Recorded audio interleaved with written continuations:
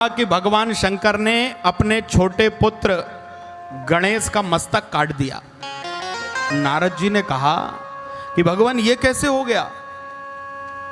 अरे भगवान शंकर तो सबका लालन पालन पोषण करने वाले हैं, सबको रक्षा प्रदान करने वाले हैं। उन्होंने अपने ही पुत्र का मस्तक क्यों काट दिया? और गणेश जी का जन्म कैसे हुआ, मैं ये जानना चाहता हूं। शिव पुराण में बड़ी सुंदर कथा आई है कि भगवान गणेश का जन्म कैसे हुआ। बोले गणेश जी की कथा को सुनने के पहले आप उसके सुनने का फल सुन लीजिए कि भगवान गणेश की कथा को सुनने से जीवन में मंगल होता है और अमंगलों का नाश होता है। इसलिए उनको कहा जाता है मंगल मूर्ति मोरया। महाराज मंगल करने वाले भगवान गणेश का चरित्र कृपा करके सुनाइए। नारद जी ने कहा है तो ब्रह्मा जी कहने लगे कि देव देव प्रजानाथ शिव ज्ञान निधे मया श्रुतम कार्तिक सद्व्रतम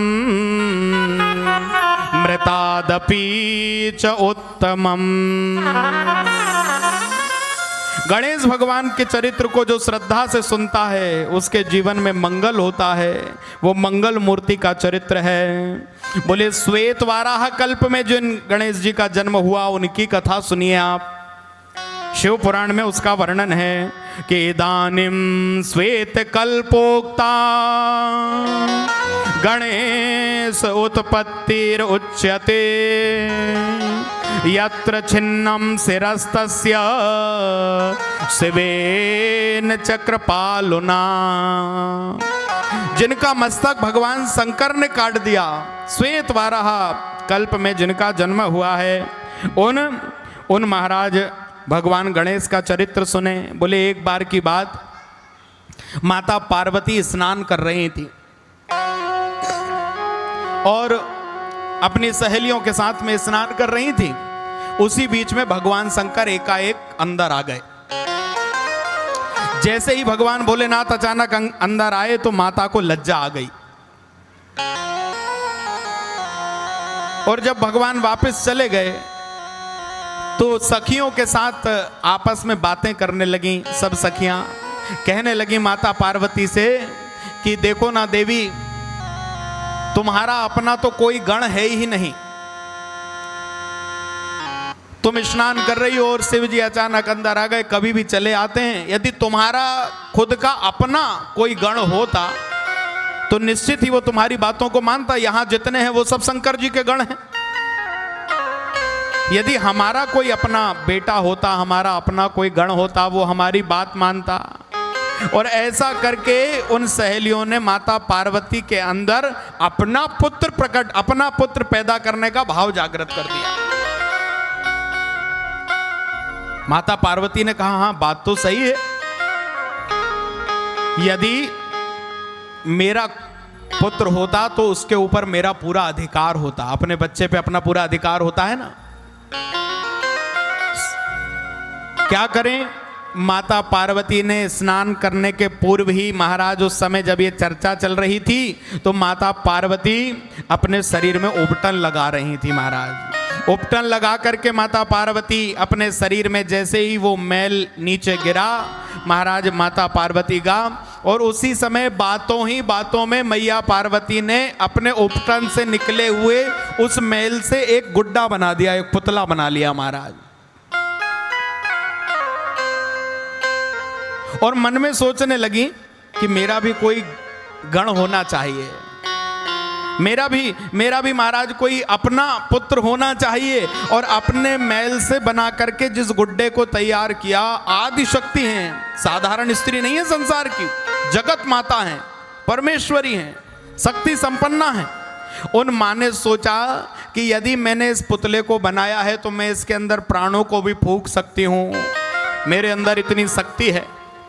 और उस अपने मेल से बनाए हुए पुतले में, उस गुड्डे में माता पार्वती ने प्राण फूंक दिए। और जैसे ही प्राण फूके तो महाराज वहां उसी मेल से बना हुआ वो पुतला बालक के रूप में परिणत हो गया। और मैया ने कहा मैं गौरी हूं, तुम मेरे पुत्र हो, इसलिए दुनिया तुमको गौरी पुत्र कहेगी। बोलो गौरी पुत्र भगवान की। हाँ, तुम मेरे पुत्र हो। और इतना सुंदर बालक महाराज, सिंदूर के समान कांति वाला, बड़ा तेजस्वी बालक अपनी माँ के सामने खड़ा हो गया।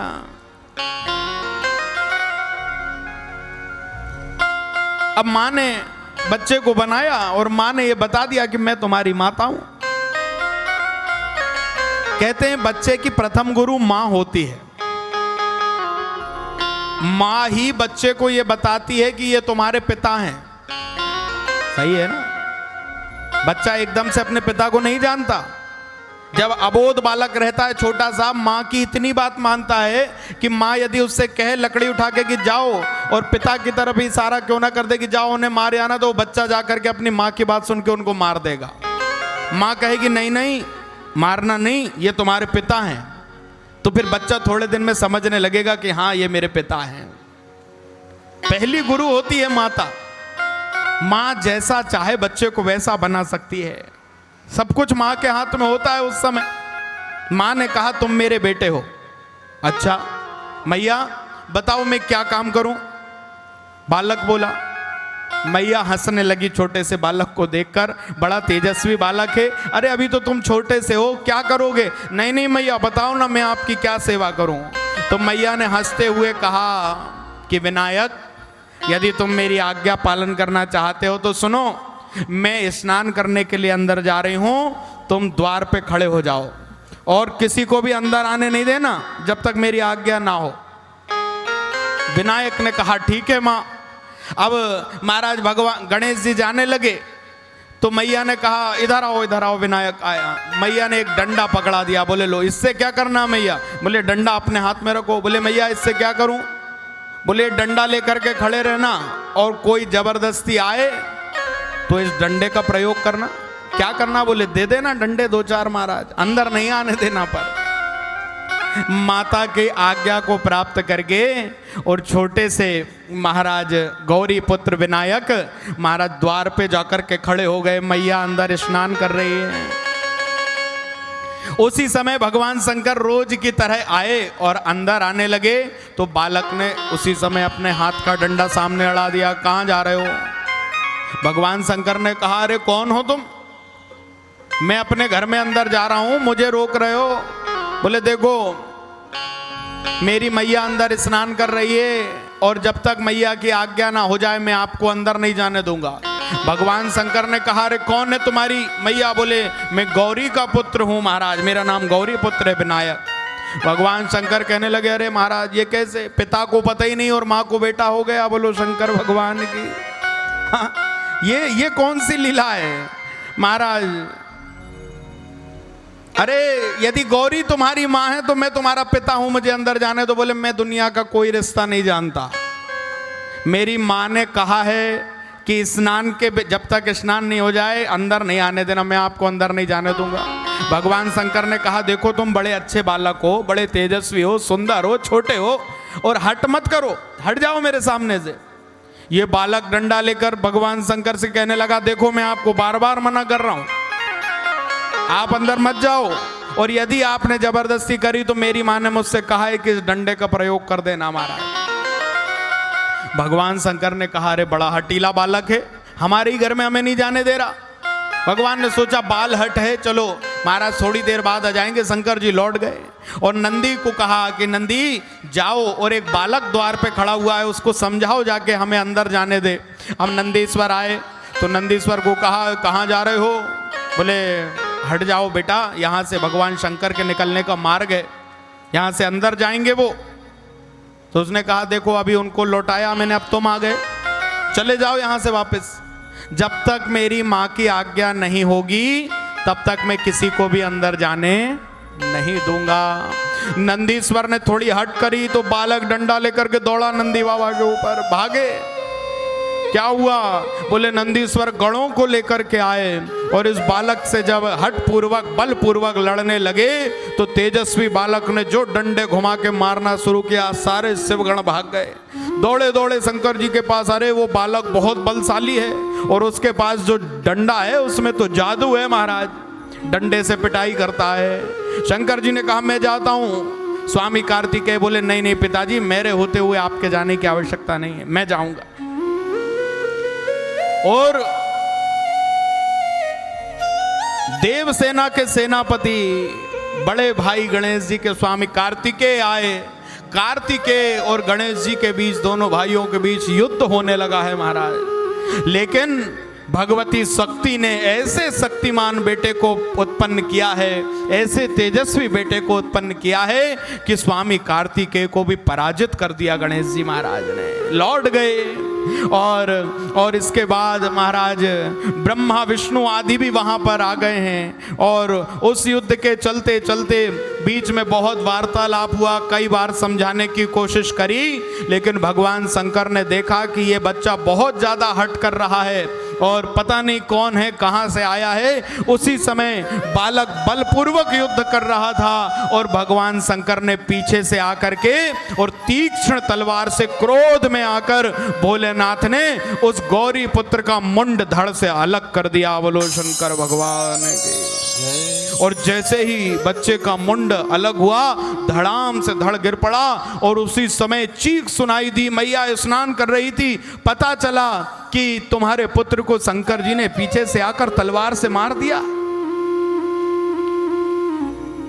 जैसे ही सुना उसी समय पार्वती मैया कालिका के रूप में आ गई महाराज। बहुत तेज क्रोध आ गया मैया को और माँ भगवती ने उस समय भयंकर रूप धारण कर लिया और रूप धारण करके एक खूंखार सिंह के ऊपर सवार हो गई माँ और कालिका का रूप धारण करके योगिनियों को बुलवा लिया, अपनी समस्त शक्तियों को एकत्रित कर लिया और बिजली कड़कने लगी आकाश में, बहुत जोर जोर से गर्जना होने लगी। और माँ पार्वती कालिका रूप से कहने लगी, मैं पूरी सृष्टि में प्रलय कर दूंगी, मैं सबको समाप्त कर दूंगी यदि मेरा बेटा जीवित नहीं हुआ। मेरे निरपराध बालक को किसने मारा, क्यों मारा, मेरे बालक का मुंड कैसे काटा है, मैं पूरी दुनिया समाप्त कर दूंगी, मैं सृष्टि का लय कर दूंगी। और मैया गहरी गहरी श्वासों को भर के कालिका रूप में, विकराल रूप में आ गई।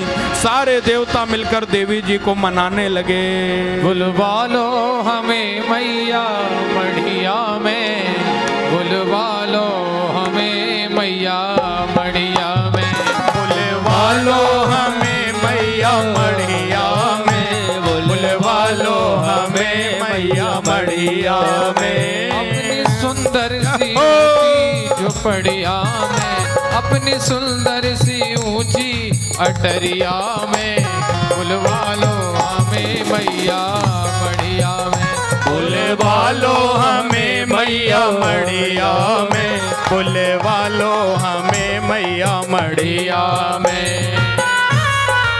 कालिका मैया की जय हो। ताली सेवा, मीठी मीठी ताली के साथ।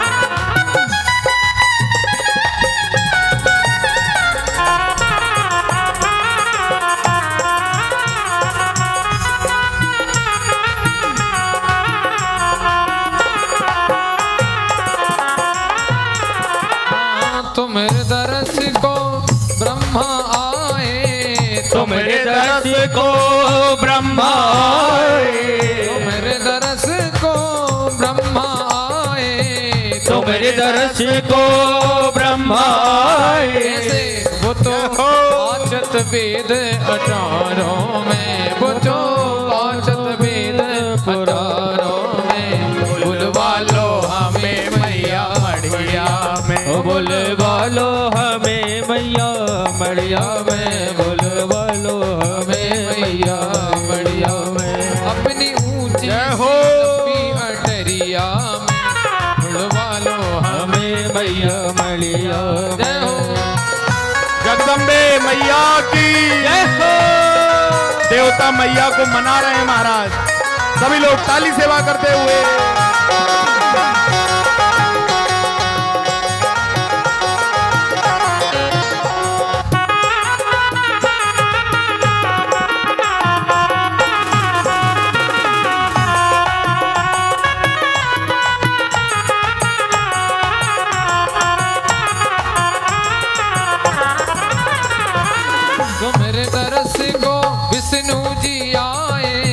तुम्हारे दरस को विष्णु जी आए, तुम्हारे दरस को विष्णु जी आए, तुम्हारे दरस को विष्णु जी आए।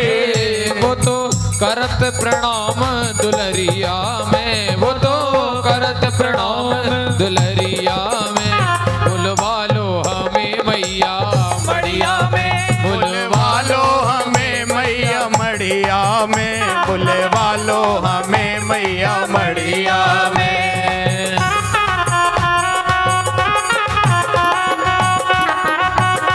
जय हो।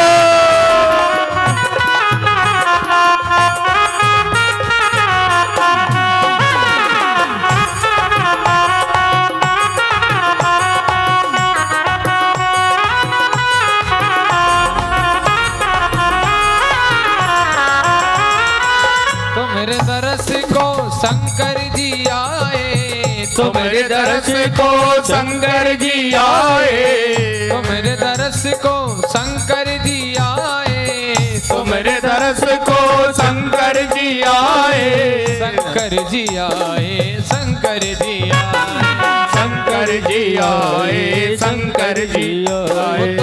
भय प्रसन्न चुनरिया में, भय प्रसन्न चुनरिया में। बुलवा लो हमें मैया मड़िया में, बुलवा लो हमें मैया मड़िया में, बुलवा लो हमें मैया मड़िया में।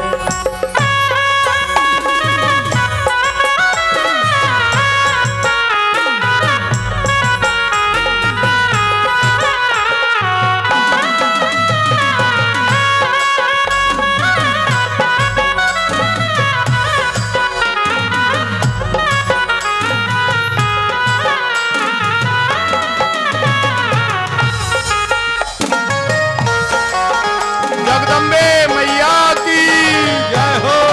काली सेवा थोड़ा थोड़ा पंखुड़ा पंखुड़ा ओ पंखड़ा पंखड़ा पंखड़ा पंखुड़ा तो उड़ के जाना बाबा करेंगे, ओ पंखड़ा तो उड़ के जाना बाबा करेंगे। भवानी से मंदिर में गर्व करेंगे, भवानी के मंदिर में गर्व करेंगे।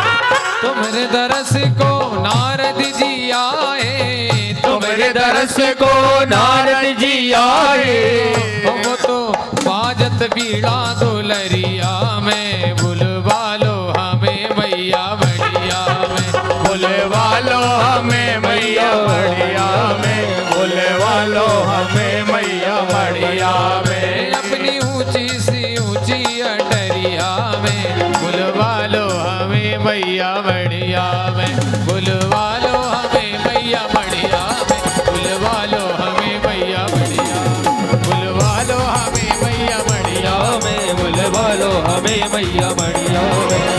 ऊंची सी प्यारी अटरिया में, बुलवा लो हमें मैया मड़िया, बुलवा लो हमें मैया मड़िया में, बुलवा लो हमें मैया मड़िया में, बुलवा लो हमें मैया मड़िया में, बुलवा लो हमें मैया मड़िया में।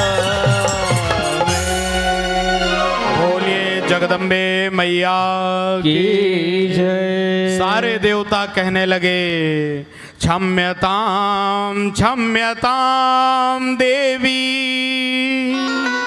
संहारो जायते धुना।